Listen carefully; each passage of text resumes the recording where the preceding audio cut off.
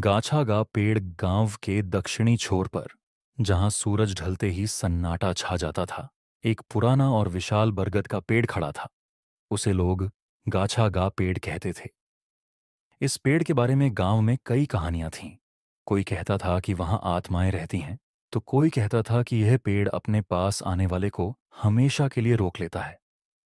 गाछागा पेड़ के नीचे का इलाका सुनसान और डरावना था। वहां पक्षी भी नहीं जाते थे, दिन में भी। उसके नीचे अजीब सी ठंडक और घना अंधेरा छाया रहता। लोग कहते थे कि इस पेड़ के नीचे शाम ढलने के बाद जो भी गया वह कभी लौट कर नहीं आया। गांव का रहने वाला रवि एक पढ़ा लिखा लड़का था जो इन कहानियों पर यकीन नहीं करता था। वह गांव वालों की इन बातों को केवल अंधविश्वास मानता। लेकिन उसकी सोच बदलने वाली थी। एक दिन गांव में मेला लगा हुआ था। मेला खत्म होते ही रात गहराने लगी। रवि और उसके दोस्त पेड़ की कहानी पर चर्चा करने लगे। उनमें से एक ने कहा, अगर इतना ही हिम्मत वाला है तो गाछागा पेड़ के नीचे रात बिताकर दिखा। रवि ने चुनौती स्वीकार कर ली। वह सबको दिखाना चाहता था कि इस पेड़ के नीचे कोई भूत प्रेत नहीं रहता। रात करीब 10 बजे वह अकेला टॉर्च और एक कंबल लेकर गाछागा पेड़ की तरफ चल पड़ा। पेड़ के पास पहुंचते ही रवि को एक अजीब सी गंध महसूस हुई। ये गंध सड़ी हुई लकड़ी और खून की मिलीजुली गंध जैसी थी। हवा ठंडी और भारी लग रही थी। रवि ने हिम्मत दिखाते हुए पेड़ के नीचे कंबल बिछाया और लेट गया। कुछ देर तक सब शांत रहा, लेकिन अचानक उसे लगा कि किसी ने उसके कंधे पर हाथ रखा है। वह घबराकर उठा, लेकिन वहां कोई नहीं था। उसने सोचा कि शायद यह उसका भ्रम था। रात के करीब 12 बजे उसे फिर से अजीब आवाजें सुनाई देने लगीं। ये आवाजें किसी के कराहने और रोने की तरह थीं।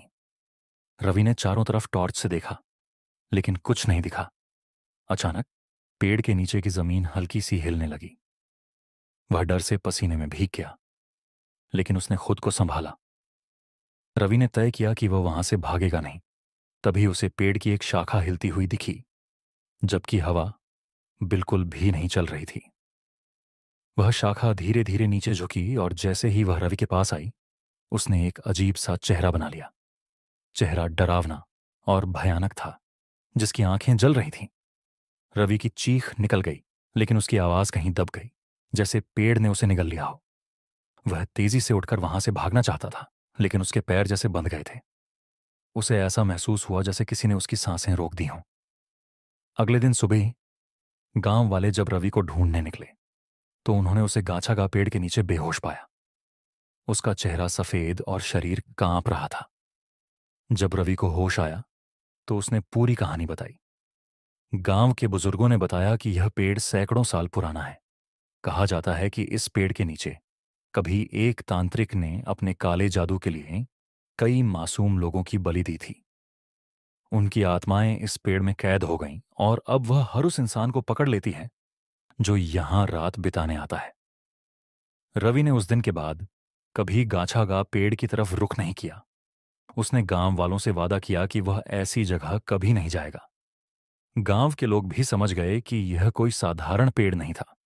गाछागा पेड़ आज भी वहीं खड़ा है।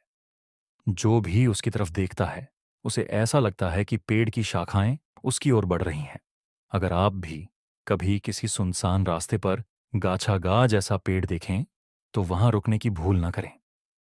हो सकता है कि वह पेड़ आपको हमेशा के लिए अपने पास बुला ले।